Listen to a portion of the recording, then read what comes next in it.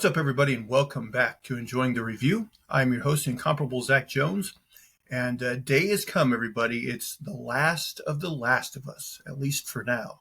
That's right. Today, I'm going to be reviewing and recapping The Last of Us Season 2, Episode 7, entitled Convergence. And I hope your finger or your mouse will converge with that subscribe button down below. You can also show me love by giving me thumbs up, comments, positive reviews, all that good stuff. You can also listen in audio form on your podcast catcher of choice, and you can follow me on social media, either on Twitter at Zach Jones Live, ZachJonesLive, or on Blue Sky at Enjoying the Review. All right, guys, so what did I think of this season finale of The Last of Us? Well, I'll say this. I liked it quite a bit. I think it's solid. However, definitely not the strongest episode of the season. I'm still going to give it a 7.5 out of 10, though. I thought it was very solid. But I think it does make a few mistakes that minimizes the impact it possibly could have had. But first, the good stuff. And for someone who has played the games, I've played both games once, and they're good games. But because of it, and I don't remember everything that happened in the Last of Us 2 video game, but enough to where I definitely knew all the big things that were going to happen this episode. So, again, this has kind of been my biggest nitpick is for people who have played the game, there is a lack of discovery because the show adheres pretty close to the game, and they always do it, well, but it's just so close that I get more enjoyment out of the stuff that wasn't in the game. Case in point, this episode, we get a lot more of the Jesse character than we got in the game. A little more depth with him, which is cool. And several different conversations actually between him and Ellie that I'll get into in the recap that I thought were good. One especially I thought was very strong. And so it's cool when we get, to see a side of a character that was in the game that, we didn't have time for in the game. So that was a plus.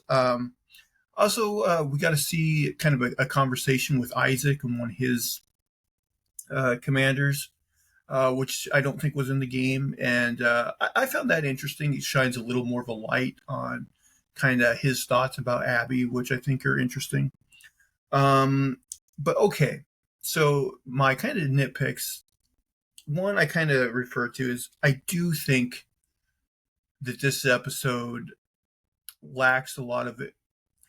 A lot of its shock value and impact is gutted for people who have played the game, because you're just waiting for the things to happen that you know are going to happen. So I'm going to put the old spoiler alert down right now. So I think probably the most impactful scene in this episode is when Ellie accidentally kills Mel and she finds out she's pregnant. It's a shocking scene, right? But for players of the game, we knew that was coming.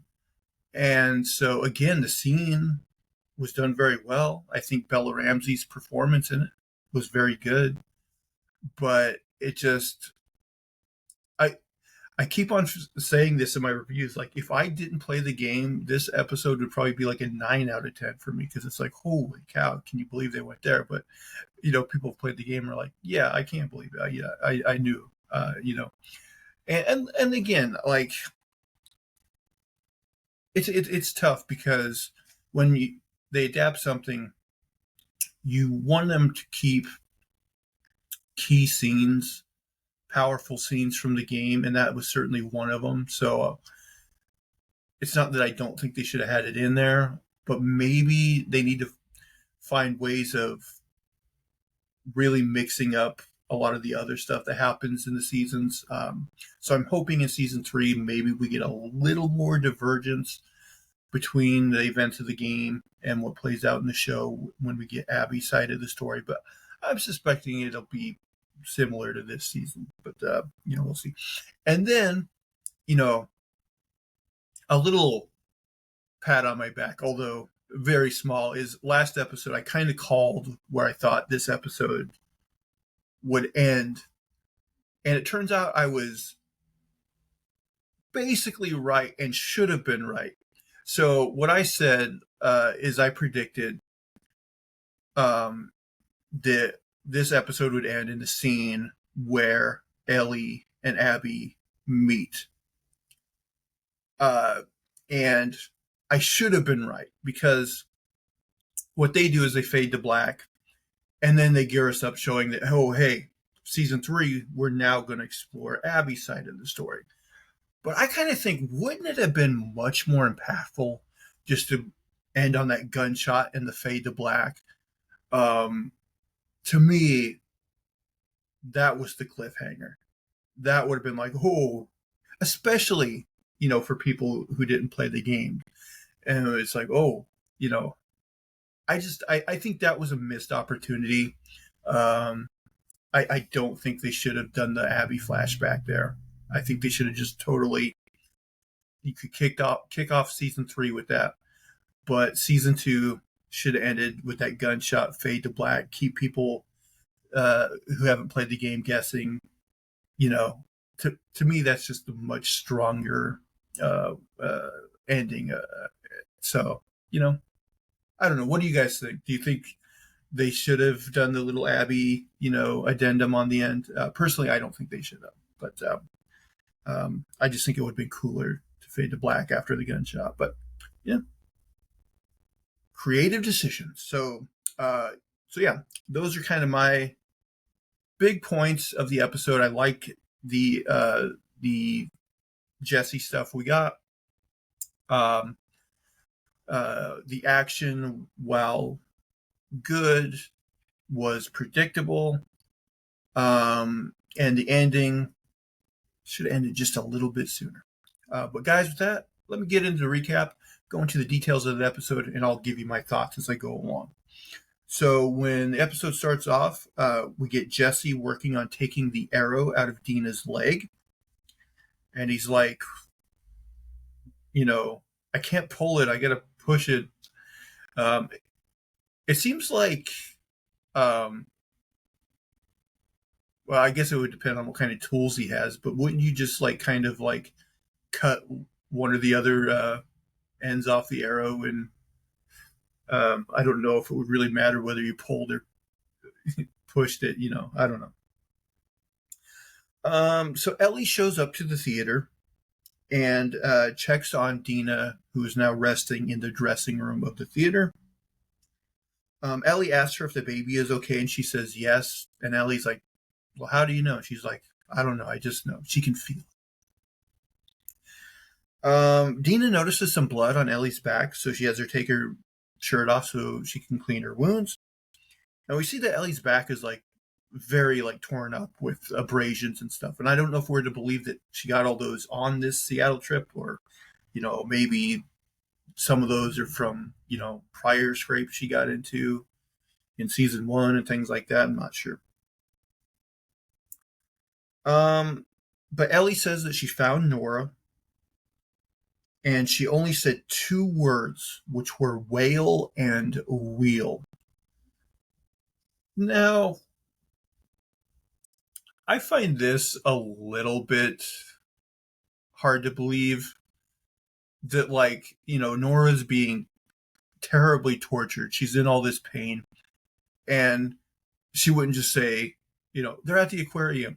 She's like, she has to be cryptic about it as she's being tortured.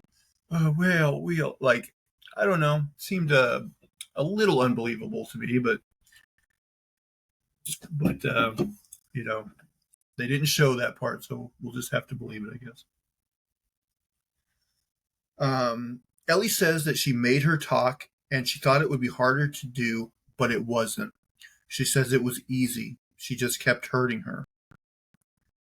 Dina asks if she killed her, and she says no. She just left her. Of course, as we know, she inhaled the spores, so she was going to turn into infected. Dina says maybe she got what she deserved, but then Ellie says maybe she didn't. And so I kind of like this, because At first, when Ellie is saying, hurting her was easy and all this, you think, oh, maybe she's going a little too close down to becoming like Joel route. But now you see, oh no, she actually does seem to have remorse and second thoughts here. So, maybe, Joel's wish that she would be just a little bit better than him, like he was a little bit better than his father, that whole thing, maybe that's the case. And kind of seems like, that Ellie's, hasn't lost all of her humanity at this point. Ellie comes clean to Dina. She tells her about how the cure was inside of her, and that what Joel did, and how Joel killed Abby's father to save her, and all that. Dina asked Ellie if she knew if the Abby's group, who they were, and she said no, but she did know what Joel had done. Dina tells her they need to go back home to Jackson. The next morning, Jesse and Ellie are packing their backpacks, and you can kind of tell there's some tension, at least from Jesse towards Ellie. Dina enters the room and she gives Ellie a bracelet. She says that it's for good luck. And we find out that the plan is that Ellie and Jesse are going to go meet with Tommy and come back so that then they can leave back to Jackson. So Jesse and Ellie leave, and Jesse tells Ellie that they are supposed to meet Tommy at a bookstore. Again, there seems to be some sort of tension between Jesse and Ellie. And she asks him how he found the theater, and he tells the whole story about how they found the horse, and then they saw the WLF building. They created a perimeter, almost got caught several times, and then finally found the theater. But Ellie, says, well, hey, she is grateful. She thanks Jesse. So now we find out why Jesse has the tension with Ellie. And he guesses because when he was taking the arrow out of Dina's leg, he offered her a sip of whiskey or whatever for the pain, and she declined. He's like, she's not one to turn down a drink. So he guesses that she's pregnant, and also that her and Ellie are now together. And Ellie confirms it. Or she's like, how did you know? And she's like, oh, you didn't. You just guessed that, I let the cat out of the bag, that sort of thing. So she's like, well, you better act surprised when Dina tells you, But Jesse says now that he knows he's going to be a father, he can't die. He also mentioned one of the things that made him put together that Dina was pregnant was she said she can't die. Not that, she doesn't want to die or anything like that, but she can't. So now he's reversing that, and he says, now that I know I'm a father, I can't die. But he's like, Ellie, you got me caught in this war zone, so we need to find Tommy and go home. So they're walking along further, and a rainstorm happens. So they duck into a parking garage, and then they hear a gunshot, so they hide behind some dumpsters. And like 6 WLF members, they corner this young Seraphite, probably like teenage kid, right? And they start ripping off his clothes and interrogating him. And so Ellie wants to help him because she was saved by Joel, and so she probably sees some of herself in this kid, so she wants to help this kid.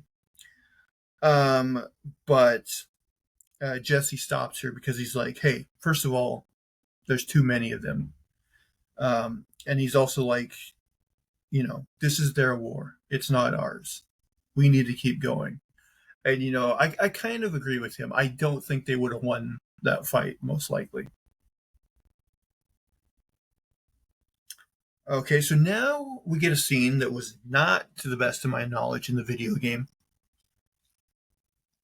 where um, Captain, I don't know what her rank is, Captain Park, Commander Park, whatever.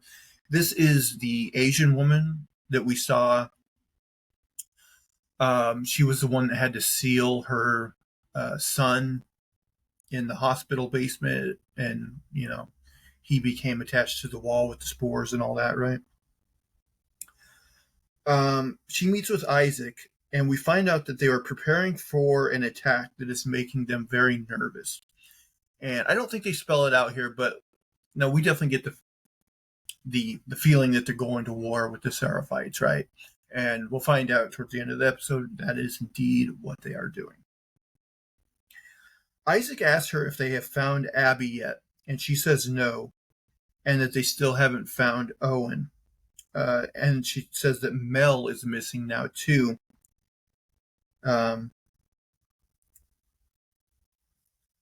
Isaac says he finds it peculiar that her and her crew would have disappeared on this of all nights, on this big night where they're going to war. Park says that they still have Manny. And Isaac's like, yeah, we got a lot of Mannies. He basically says, and I found this was interesting, he's like, Park, you and I might very well die tonight.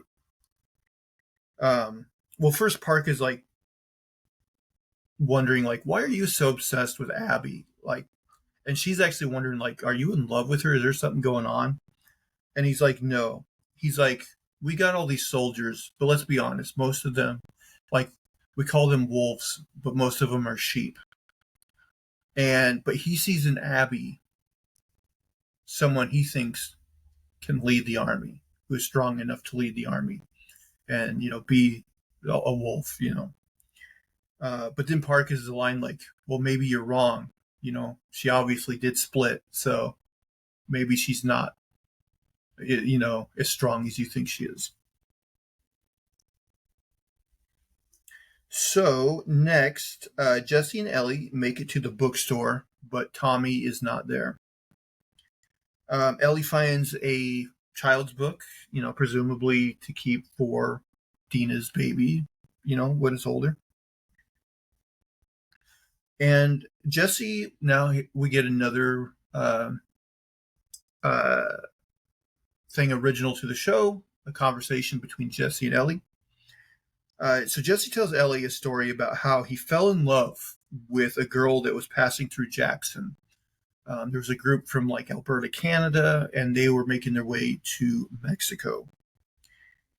And she wanted him to go with her, and he wanted to, but he ultimately did not go with her because he was taught to put other people first, and he thought he owed it to the people of Jackson that helped him out. He owed it to them to stay with him.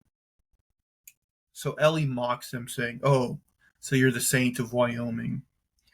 But then he asks Ellie, "Hey, mock me if you will, but if I had went to Mexico, who would have saved you in Seattle? When him and Dino were in trouble." And you know what? He's right. They probably would have died if not for Jesse. So Jesse and Ellie here on the WLF radio, that members of the WLF are pinned down by a sniper. And of course, they put two and two together, and they know that's Tommy. So they hear, whatever position that is on the radio, and they start heading that way. So they go up to like a skyscraper and look out. And Ellie looks through her binoculars, and what does she see but a building with a large whale on it and like a Ferris wheel or whatever outside. And she puts it together. Hey, this is where Nora said Abby is. It's this aquarium. So Ellie, of course, wants to go after Abby, but Jesse wants to go help Tommy. Ellie says that, Tommy is good with the sniper rifle. He can handle himself. He can, if they send backup, he can just pin them down as well. Ellie says that Tommy can handle himself and would want her to go after Abby and avenge Joel's death. So she tells Jesse that if more people would have voted like he did, he would be going with her right now after Abby. And so this is where Jesse reveals that, hey, actually at the, council voter meeting thing they had, he voted no for them to go to Seattle and avenge Joel's death. And she's like, why? Why would you do that? And he says it was for the good of the community that he voted the way he did. And Ellie's like, thinks he's getting on like a high horse, right? And she says, you have no right to act like you're good, and I'm not. Because he let a kid die today because that kid wasn't in his community. And Ellie said she had to watch her community get beaten to death in front of her eyes. And so I really liked this scene. I thought good dialogue, and I thought, Bella Ramsey made good points, and her performance was also very good here. So yeah, I really liked this scene. And that's what I mean. Like, whenever there's a scene like this that kind of wasn't in the game, it gets me more excited, because the other stuff I'm like just waiting for the inevitable, basically. And here I get like, oh, okay, didn't necessarily see this conversation happening, right? Jesse tells her that he genuinely hopes that she makes it, but then he goes after Tommy to help Tommy. So Ellie has to cross this like stretch of water to get to the aquarium, so she needs a boat to get there. So she goes to this dock where there are some little boats, and she's about to shoot her gun at some guys on the dock to steal the boat, when all of a sudden the ocean kind of lights up with lights and all these boats come in. And Isaac is on one of these boats, and basically they're getting supplies, and they're going to attack the Seraphites by sea. I guess they're going to go to wherever they are by boat, and the attack is going to kick off that way. So they load up with supplies and they all leave. And so now the dock is unattended, and Ellie is able to steal a boat and go out on the water. So Ellie's boat, as she's heading towards the aquarium, because there's a huge storm going on, lots of rain, lightning, kind of a cool shot with the lightning flashes, and we can see the aquarium in the distance. But this big wave comes up, capsizes her boat, and so she has to swim to shore. When she gets to shore, she is spotted by a small Seraphite boy, and then we start to hear the whistling, right? So she is caught by two adult Seraphites, and they drag her to a hangman's noose, kind of an intense scene. She screams at them that she is not a wolf, but the little kid makes the like gestures, like, and they very much want to show here that, from an early age, kids are taught to hate whoever the adults hate, right? And so the old cycle of violence just keeps going. So they begin to hang her, but then all of a sudden they hear a horn in the distance, and they know that their village is being attacked. So they're like, the lead woman is just like, let her go. We need to go, help protect the village. So, she's saved by the bell, as it were. So Ellie gets back in the boat and heads back towards the aquarium. As she's going, she sees large explosions in the background, where the WLF are attacking the Seraphites. So they definitely have some ordnance they're using. So she makes it to the aquarium, and she enters through. There's like a hole in a skylight on the ceiling of the aquarium, so she goes in through there. And so she's sneaking through the aquarium, and she sneaks up on Owen and Mel, who are having some sort of argument about Abby. I didn't write down whatever their conversation was, so I'm not entirely sure what they were alluding to. But definitely there's some consternation between the two of whatever Abby's been up to. So she holds them at gunpoint, and they have a map nearby. And I thought this was like a smart, like, in the moment plan by Ellie. She's basically like, okay, Mel, you're going to point on the map to where Abby is. And then Owen is going to point on the map to where Abby is. And they better be pointing to the same spot, or else, she's going to kill him. So Owen tells Mel that Ellie is going to kill them no matter what. And Ellie says no, she won't, because she is not like them. So as Owen's, pretending to go for the map, he then goes for a gun, and Ellie shoots him, and it like goes through his throat, and he's dead. But unfortunately, she shot like an Indiana Jones bullet, and it not only goes through his throat, it nicks like Mel's, like, would that be the jugular, like, the artery in the neck or whatever, and she starts bleeding out. So Mel falls to the ground, and again, I bet this was a pretty impactful moment for people who haven't played the game to be like, oh crap, she's pregnant. But of course, anyone who's played the game knew that was coming, so kind of loses some of that impact. She tells Ellie that she has only about 30 seconds of life left. So she wants Ellie. Now, this is actually something that wasn't in the game, and I like that they added this. So I'll give them credit for this.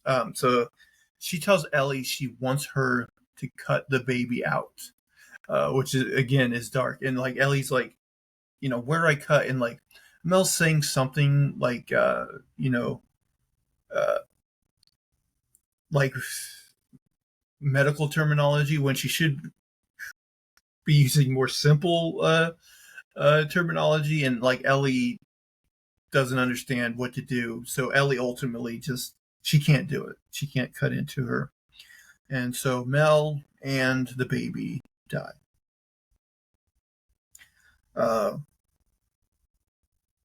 Which is very dark, and a very dark moment in the game as well. But it, of course, was an accident. So all of a sudden, Tommy and Jesse show up, and they take Ellie away. But we do get a good scene where Jesse stares at Mel's body, and you have to imagine that he is thinking of Dina. So the three of them make it back to the theater, and Dina can see that Ellie is shaken up about something. I think it cuts to now like the next day, I think. Tommy, Ellie, and Jesse are now they're near like the theater stage. Tommy tries to comfort Ellie by telling her that Mel and Owen, they were part of it killing Joel too. And, they made their choices. So it's like, it's a sad situation, but they were not innocent. But, she doesn't say it here, but of course it's like, of course the unborn baby was innocent, Ellie is upset that Abby gets to live, and Tommy asks her if she can make peace with that. And she says she guesses she's going to have to. So Tommy leaves. He goes back to like the lobby of the theater, and Ellie and Jesse hang back and have a conversation. So Ellie thanks Jesse for coming back to get her, and he's like, well, maybe I didn't want to. Maybe Tommy made me or whatever. And she's like, did he? And he's like, nope, I wanted to. And she tells him that's because he is a good person. But Jesse says, he had the thought that if he was lost in the world and in trouble, Ellie would set the world on fire to save him. And she's like, yeah, I would. So all of a sudden they hear Tommy shouting in the lobby, and they run to investigate. As soon as they enter the lobby of the theater, Abby shoots Jesse in the head. Again, I kind of wish I could watch this show through somebody's eyes that didn't play the game, because I have to imagine that would be a shocking moment. Then she threatens to kill Tommy if Ellie doesn't come out with her hands up. And Tommy yells at Abby not to, but she does. Abby wants to kill Tommy for killing her friends, and Ellie confesses that she did it. She didn't mean to, but she was looking for Abby. Abby tells Ellie that she let her live and she wasted it. She then aims her gun at Ellie, and Ellie's like, no, no, no. And then fade to black, gunshot. And like I said, how perfect would it have been if they just ended things there? I mean, the more I think about it, the more I'm like, man, they messed up. They messed up here. That would have been a much better cliffhanger. But instead, we then cut to Abby getting woke up by Manny, who tells her that she needs to meet with Isaac. So Abby looks out over this sprawling WLF compound that they have set up at like a stadium. And it's revealed that this is now Abby's Seattle day one, that coincides with the day one episode we got of Ellie in Seattle. So we got Abby's 3 days in Seattle, and so season 3, you have to imagine, is going to be Abby's 3 days in Seattle. So my final thoughts are on this season is I don't know if I liked it as much as season 1, because I think season 1 did deviate a little more from the game. We even got a whole episode, the Nick Offerman episode, that was not in the game at all. And I was kind of hoping we'd get an episode like that this season, but we really didn't. Pretty much everything in this season was, I should say every episode had things that were in the game. And even some of them looked like shot-for-shot recreation of the game, which is another thing I don't think they have to do. Even when they have a scene that's from the game, I kind of wish they would have it play out visually a little bit different. I mean, some of it is like, almost identical. So, so I just felt a lot of lack of discovery this season, because I knew too much. I definitely knew too much. But still, very solid performances. I know there's some people online that say like they lost interest in the show after Pedro Pascal was no longer the lead and Bella Ramsey was. I disagree with that point of view. I think she holds her own and does a very good job. So, the little we've seen of Abby played by Kaitlyn Dever, I've enjoyed. So I very much am looking forward to seeing Abby's side of the story in season 3. Again, I would like them to deviate a little more from the video game, but I kind of think it'll be a similar thing, to this season where it'll hold pretty true and have a lot of shot for shot kind of similarities. But we'll see. We'll see how it plays out. Anyway, guys, what did you think of this episode? What did you guys think of the season all together? Are you excited for season 3? Or are you like, maybe I don't need any more? I have to believe anyone who finished this season is probably, up for another season. But hey, if anybody isn't out there, let me know. Or if you're like, oh, I'll watch it, but begrudgingly, because I like the game so much. Maybe there's some of those people out there too. But, I don't want to come off like I'm too sour on this season. I did like it.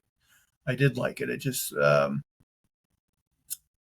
played out a little too closely to the game for me at points.